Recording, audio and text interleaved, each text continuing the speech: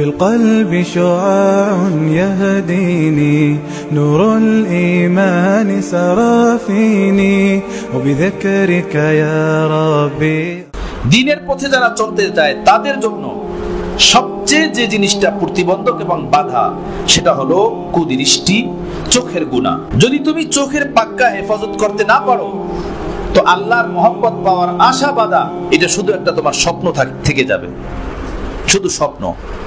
চোখের হেফাজত যদি করতে না পারো জিন্দেগি পার হয়ে যাবে, তুমি তোমার নিজের ইসলাহ আত্মশুদ্ধির কোনো ফিকির করতে পারো না এবং আল্লাহর মহব্বতের কোনো দৌলতের তুমি আশা বাঁধতে পারো না।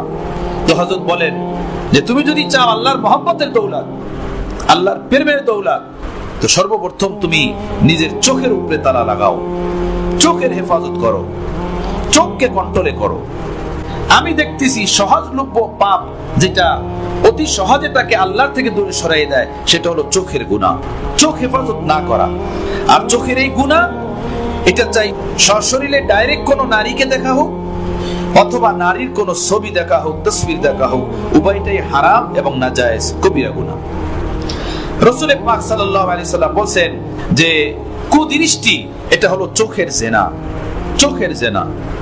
আর যে ব্যক্তি জিনার মতো কোনো পাপে লিপ্ত থাকে সেই ব্যক্তি কি আল্লাহর ওলি বা আল্লাহর নৈকট্যের কোনো স্বপ্ন দেখতে পারে? এটা হইতে পারে? বহুতই ভয়ঙ্কর বিষয়। চোখ নষ্ট হয় না, চোখ দ্বারা মানুষের হৃদয় নষ্ট হয়, দিল নষ্ট হয়। আর দিলের ভিতরে আল্লাহ পাকের মহব্বত তৈরি হয়, আল্লাহ পাকের ইশক ও মহব্বতের আগুন এটা পয়দা হয়। ইবাদত বন্দেগীর দ্বারা নূর আসে এবং আল্লাহ মুমিনের হৃদয়ে আসেন। যখন কুদৃষ্টির দ্বারা হৃদয়ই নষ্ট হয়ে যায়, অন্তরই নষ্ট হয়ে যায়, তখন আর ওই হৃদয়ে ইবাদতের কোনো নূর, আল্লাহর নৈকট্যের কোনো নূর থাকে না। যে হৃদয়ে নূর থাকে না সেই হৃদয়ে আল্লাহ আসবেন কিভাবে? আমার বন্ধুগণ, আমার ভাইয়েরা, নজর হেফাজত করা এটা জরুরি আমল। নজর নষ্ট করা এটা হারাম, এটা চোখের জিনা, এটা কবিরা গুনাহ। আজকে সারা জাহানে সামাজিক জীবনে, ঘরোয়া জীবনে যত অশান্তি, এই অশান্তির মূল কারণ হলো বিপরদিগী, টিভি, ভিসিআর, ইন্টারনেটের অবাধ ব্যবহার এবং কুদৃষ্টি, চোখের জিনা। স্বামী স্ত্রীর মিল মহব্বত না থাকা, সন্তানদের প্রতি মায়া মমতা না থাকা, এর একটা ভীষণ কারণ হলো চোখ নষ্ট করা, চোখ নষ্ট হওয়া। কথা বুঝতেছেন? মানুষের দিল যখন কোনো নাপাক জায়গাতে লাগে তখন তার বাসা বাড়ি, আপনজন, প্রিয়জন থেকে তার অন্তর উঠে যায়। কারোর সাথে তার দিল লাগে না, কারোর সাথে তার মন লাগে না। একটা জায়গাতেই তার দিল পড়ে থাকে, একটা জায়গাতেই অন্তর পড়ে থাকে। ওই একটা মানুষকে পাওয়ার জন্য জীবনের সমস্ত কিছুকে সে বিসর্জন দেয়। তাওবা তাওবা, আস্তাগফিরুল্লাহ, আস্তাগফিরুল্লাহ। আরে মিয়া, কই মরতেছো, কই যাইতেছো, কই নিজের জওয়ানি জিন্দেগিকে বরবাদ করতে? যা তুমি লুকিয়ে লুকিয়ে জমিনে করো, আসমান থেকে তোমাকে কেউ দেখেন, আসমান থেকে তোমাকে কেউ দেখেন। এখন ইন্টারনেট আর মোবাইল, অ্যান্ড্রয়েড সেট হাতে এসে কম্বলের তলে লুকিয়ে লুকিয়ে পাপ হয়, কামরা বন্ধ করে পড়ে পাপ হয়। কেউ দেখেন না, চক্ষু দেনেওয়ালা মাওলাও কি দেখেন না? সে আল্লাহ তাআলার থেকে কিভাবে আমরা চুপাবো ভাই? সে আল্লাহ তাআলা থেকে কিভাবে লুকাবো? আল্লাহর মহব্বত থেকে চিরতরে বঞ্চিত হয়ে যাইতে হবে। তো এই কুদৃষ্টি চোখের জিনা। হযরত বলছেন যে মানুষ কুদৃষ্টি করে 24 ঘন্টা আকাশ থেকে ওর উপরে আওয়াজ আসতে থাকে, এ চোখের জিনাকার, এ চোখের জিনাকার। গায়েবী আওয়াজ শুরু করে। হযরত বললেন যে ব্যক্তি কুদৃষ্টি করে গায়েব থেকে তার উপরে আওয়াজ আসে, এ চোখের জিনাকার, তোর লজ্জা হয় না? কি দেখোস, কোন দিকে তাকাস? এই জমিনে দেখার মতো তুই আর কিছু পাস না?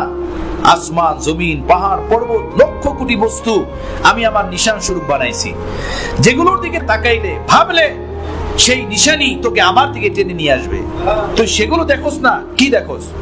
হযরত বলেন এই দুনিয়াতে যদি কেউ কাউকে ডাক দেয়, এই জিনাকার, তো পায়ের জুতা খুলবে তাকে পিটানোর জন্য। যে তুমি আমাকে কি বললা? আমি একজন হাজী সাহেব মানুষ, আমি একজন মুরিদ মানুষ, খলিফা মানুষ, আমি একজন মাওলানা মানুষ, তুমি আমাকে এটা বললা? তার জুতা খুলবে পাও থেকে পিটানোর জন্য। কিন্তু যদি দুনিয়াতে কেউ এমন নাও বলে, কিন্তু আল্লাহর পক্ষ থেকে কুদৃষ্টি করেনেওয়ালার উপরে 24 ঘন্টায় আওয়াজ আসতে থাকে, হে চোখের জিনাকার, হে আল্লাহর নাফরমান, হে রাসূলের কথার অবাধ্যকারী। রাসূলের কথা ভঙ্গকারী, এই তিনটা আওয়াজ তার উপরে আসতেই থাকে। চোখের জেনাকার এই জন্য আসে, আল্লাহ নবী বলছেন কুদৃষ্টি করা এটা চোখের জেনা। জেনাল আইনে আন নজর, জেনাল আইনে আন নজর, কুদৃষ্টি এটা চোখের জেনা।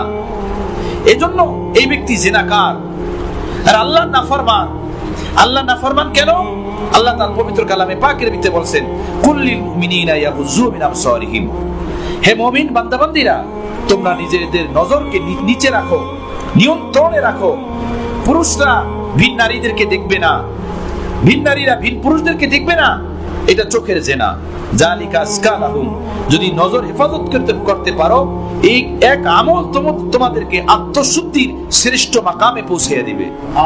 আসকালাহুম, আসকা জালিকা আসকালাহুম, যে চোখের হেফাজত করবে, আসকালাহুম ইসমে তাফজিলের সিগায় যে আত্মশুদ্ধির শ্রেষ্ঠ মাকামে পৌঁছে দেবে তাকে।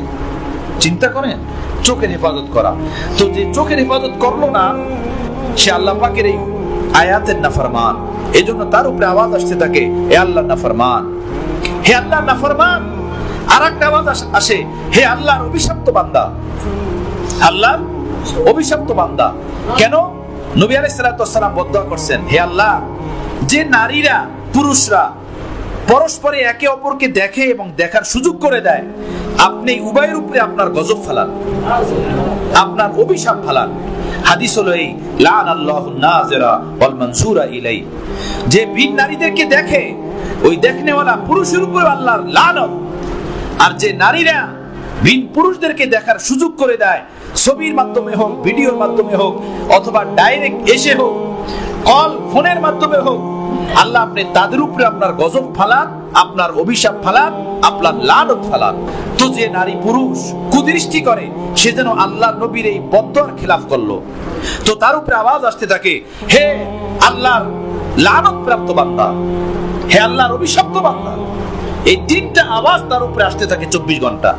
আল্লাহর লানত প্রাপ্ত, হে চোখের জেনাকার, হে আল্লাহর নাফরমান।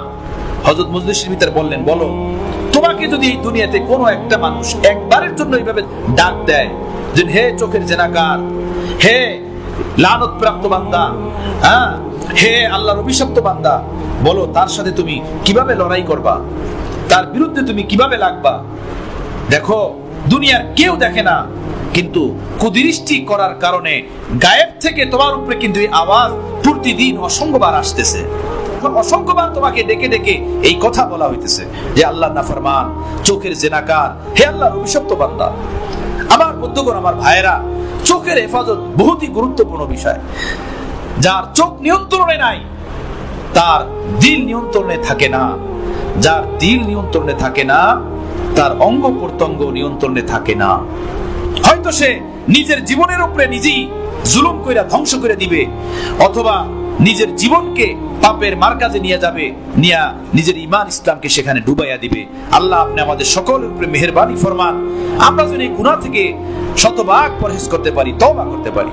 এখন সব উম্মত কুদৃষ্টির ভিতরে ডুবা, বেপরদিগির ভিতরে ডুবা, দাড়ি চাচার ভিতরে ডুবা, টিভি ভিসিআর ইন্টারনেটের অপব্যবহারের ভিতরে ডুবা।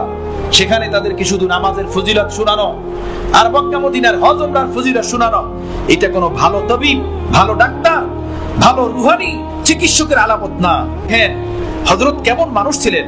হযরত বললেন, আমি অসুস্থ হয়ে গেলে আমাকে তোমরা হাসপাতালে নিবা না, আমি যেন হাসপাতালে নার্সের মাঝে মারা না যাই, আমি এমন অবস্থায় দুনিয়া থেকে না যাই যে আমার চতুর্পাশে বেপরদার নার্সরা দাঁড়াই আছে, তারা আমার উপরে মেশিন ধরে আছে, আমার প্রেসার মাপতেছে আর আমাকে দেখতেছে, এমন যেন না হয়।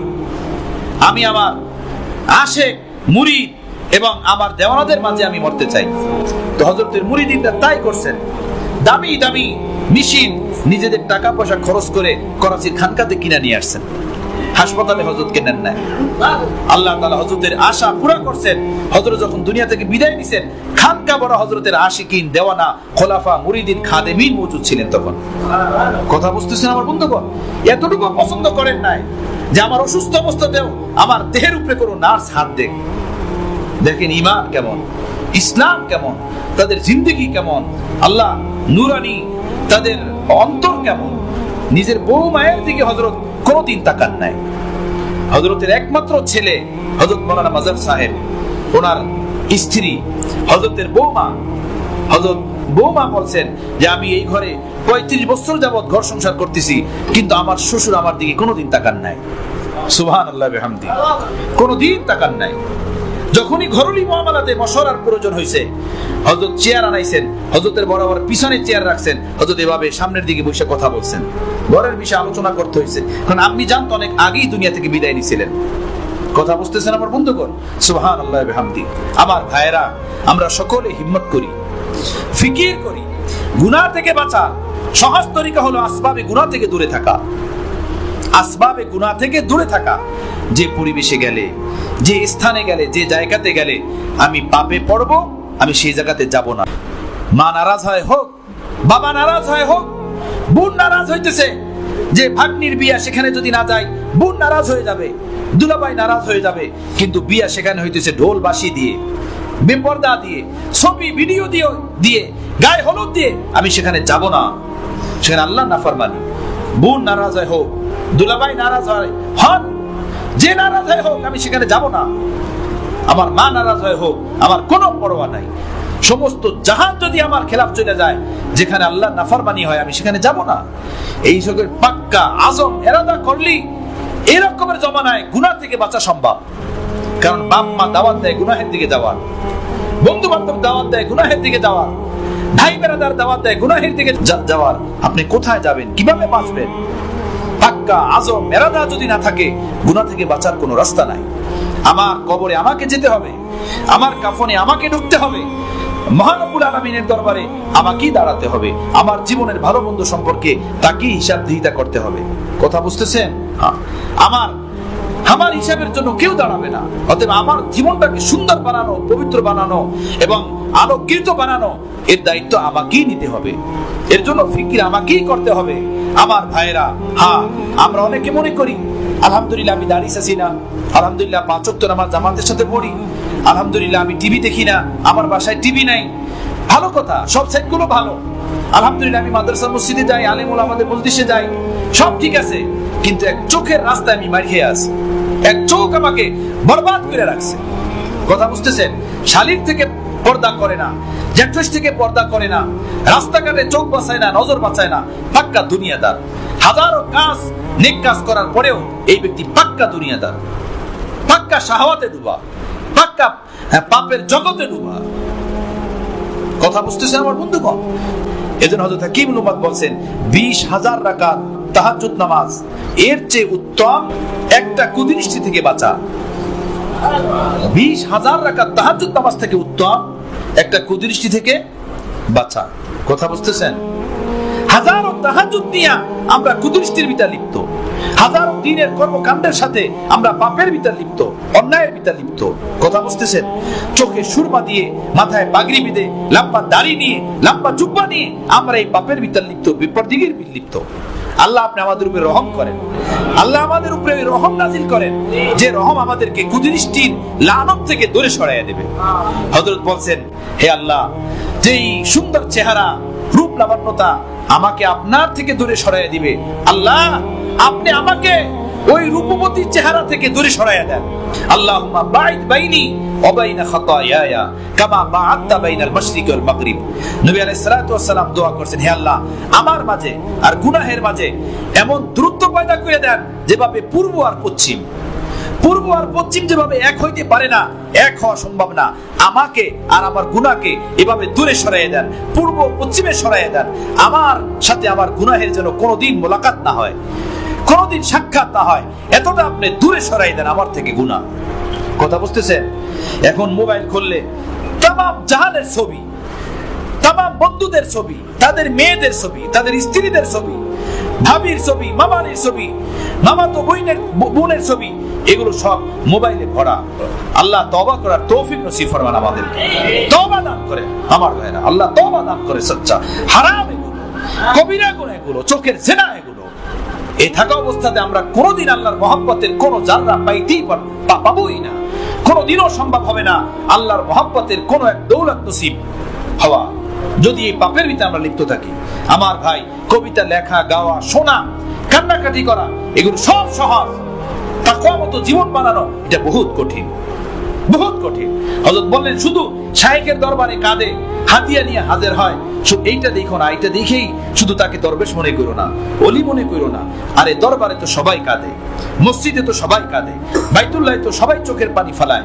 হ্যাঁ, হাটে বাজারে মার্কেটে গোপনে গুনাহ থেকে বাঁচে কে খোঁজো, এমন মানুষ আল্লাহর ওলি। আল্লাহ, হ্যাঁ, যে গোপনেও আল্লাহকে নারাজ করে না, এমন মানুষ আল্লাহর ওলি। এজন্য আমার ভাইয়েরা, আমরা পাক্কা ইরাদা করি যে চোখ নষ্ট করব না। হ্যাঁ, আসবাবে গুনাহু সে মুবাদাত, যে জিনিস আমাকে আল্লাহর পাপের দিকে নিয়ে যাবে, সেই জিনিস থেকে আমি নিজেকে দূরে রাখি। এন্ডোরের সেট যদি আমাকে গুনাহের ভিতরে লিপ্ত করে, তো এই এন্ডোরের সেট সারা ফরজ, এটাকে ছেড়ে দেওয়া এটা ফরজ। কথা বুঝতেছেন? এমন সেট রাখা জায়েজ নাই। এমন কোন জরুরত হলো, আমি এমন কোন মানুষ হলাম যে অ্যান্ড্রয়েড সেট আমি না চাইলে আমার জন্য সমস্যা হয়ে যাবে? বলেন, এমন কোন বিষয়? এটা 10 বছর আগে ছিল না, তখন আমি চলি নাই। 2 বছর আগে যখন আমার কাছে ছিল না, তখন আমার জিন্দগি চলে নাই, এখনো চলবে। এটা সম্পূর্ণ শয়তানি, পাক্কা পাক্কা শয়তানি। আমার বন্ধু, আল্লাহর দুস্তি বড় দামি, আল্লাহর মহব্বত বড় দামি, আল্লাহর প্রেম বড় দামি। যদি এই দৌলত নসিব হয়ে যায়, ইনশাআল্লাহ সারা জাহানের সমস্ত নেশা ও পেশা থেকে ইনশাআল্লাহ তাআলা আমাদের দিল পাক ও সাফ হয়ে যাবে, দিল ছুটে যাবে ইনশাআল্লাহ তাআলা ওর থেকে। কথা বুঝতেছেন? আল্লাহ আমাদেরকে তৌফিক দান করেন। হিম্মত করি যে একটা নজরও নষ্ট করব না, একটা নজরও আমরা বরবাদ করব না। মোবাইলে হোক, পেপার পত্রিকায় হোক, টিভিতে হোক, হ্যাঁ, ইন্টারনেটে হোক, কোন স্থানে কোন নারীর দিকে আমি তাকাবো না, নজরকে হেফাজত করব। ইনশাআল্লাহ তাআলা এই আমলের বরকতে আমাদের অন্তরের আত্মশুদ্ধি নসিব হবে, পাক্কা পবিত্র জিন্দেগি নসিব হবে। আল্লাহ তৌফিক দান করেন।